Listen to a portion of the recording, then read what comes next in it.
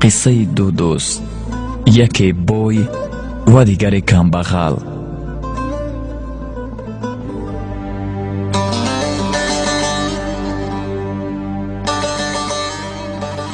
дар як замоне ду дӯст буданд, яке доро ва дигаре камбағал.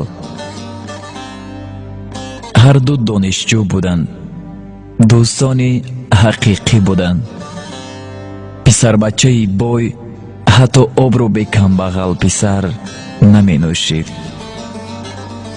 рӯзе ба писари камбағал мегӯяд: дӯстам, ман ҳеҷ чизро аз ту боло надонистам, аммо ман як дӯстдоштае дорам ки ҳанӯз ӯро ба ту нишон надодаам. агар хоҳӣ биё равем шиносат кунам. онҳо бо ҳамдигар рафта духтарро мебинанд. ҷавонписари камбағал духтарро дидан замон ба ӯ ошиқ мешавад ва пинҳонӣ аз дӯсташ ба ӯ вомехӯрад. духтар ҳам ин писари камбағалро баробари диданаш ошиқ шуда будааст. дигар наметавонад ба дӯсташ чӣ хел фаҳмонад ки ба дӯстдоштаи ӯ ошиқ шудааст. сухан дар дилаш монду ба беморие гирифтор мешавад. писарбачаи бой тамоми табибонро меорад, аммо давои дарди писарро ёфта наметавонад. рӯзе мешунавад дар давлати дигар донишманди ботаҷрибае ҳаст. рафта онро меорад. он донишманд мегӯяд сире дар дил дораду ӯро он сир мекушад. писар мегӯяд: чӣ бояд кард? донишманд мегӯяд: ба ӯ шароб дода сирро фаҳмидан мумкин аст. писар дӯсти худро бо шароб маст мекунад ва мепурсад: дӯстам, ба ту чӣ шудааст?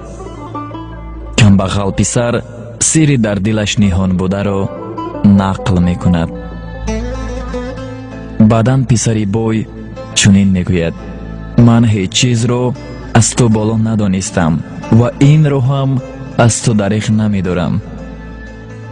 писари бой бо аҳлу оилаашон маслиҳат карда тӯйро барпо мекунанд.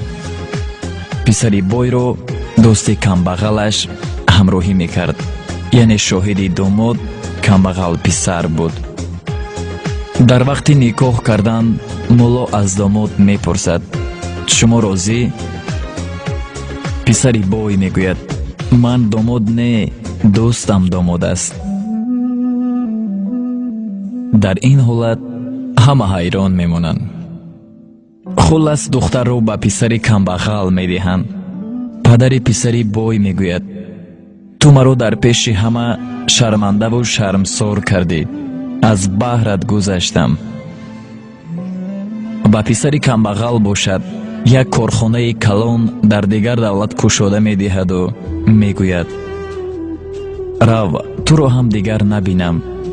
аз миён чанд сол мегузарад.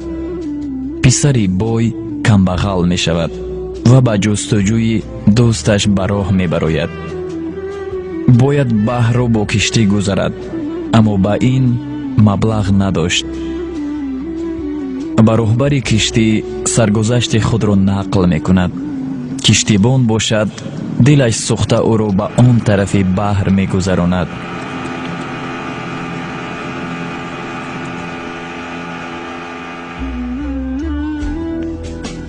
ҷавон пурсида пурсида хонаи дӯсташро меёбад.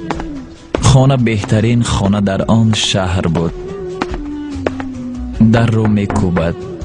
дӯсташ дарро кушода ҷавонро бо чунин ҳол мебинаду дарро ба рӯяш мепӯшад.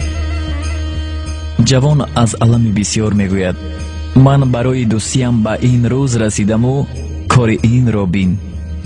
худро куштанӣ шуда ба лаби баҳр меравад. дар ин вақт кампире пайдо мешаваду мепурсад: писарам, дар ин ҷо чӣ кор мекунӣ? اینجا چقدر آدمان غرق شده دیگر آنها را نیافتند. جوان به پیرزن میگوید من هم همین مقصد را دارم. پیرزن میپرسد چرا؟ جوان سرگذشتش را به پیرزن هم نقل میکند. پیرزن دل پسر را یافته به خانه اش میبرد. خانه فقیرانه بود. پیرزن میگوید به جای پسرم باشی، اینجا با من زندگی میکنی. جوان راضی میشود. چند وقت میگذرد و پیرزن او را به هیزمچینی به جنگل روانه میکند. در راه او با 3 اسب سواران وامی خورد.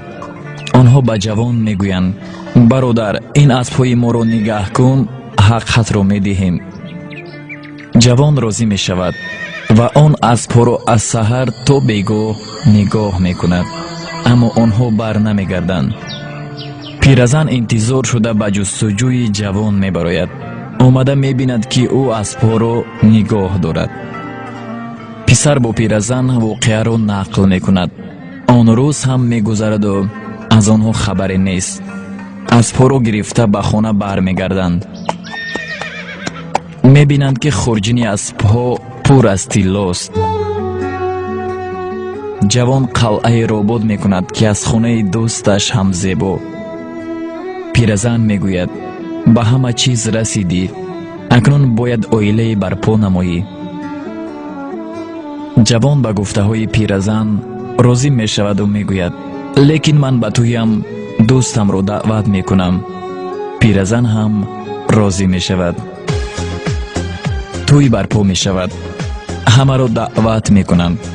دوستش هم آمده از بری بالا گذشته میشیند. داماد بلندگویک را میگیرد و سرگذشت تلخی خود را نقل میکند و میگوید همان دوستم در اینجا هست. دوستان دیگرش باشند در حیرت میافتند و میگویند کیست آن دوست شما؟ اگر جرأت داشته باشد خود آمده سخن گوید.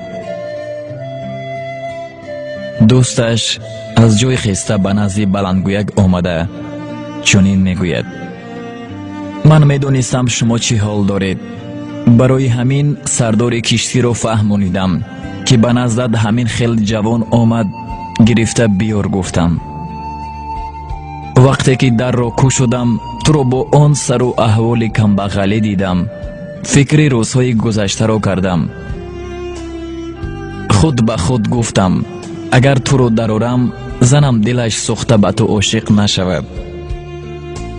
برای همین در را برایت پوشیدم. آن پیرزنی که در لب بحر تو را از مرگ نجات داد و به خانه‌اش آورد مادر من است. آن 3 اسبدارهایی که از پا به تو مانده دیگر برنگشتند برادران من بودند. و آخرین این که دختری که امروز تو به زنی گرفته ایستاده‌ای خواهر من است. از شنیدن این سخنها همه افسوس خوردند و از این دوستشان بخشش پرسیده دوستی رو مثل پیشتر دوام دادند.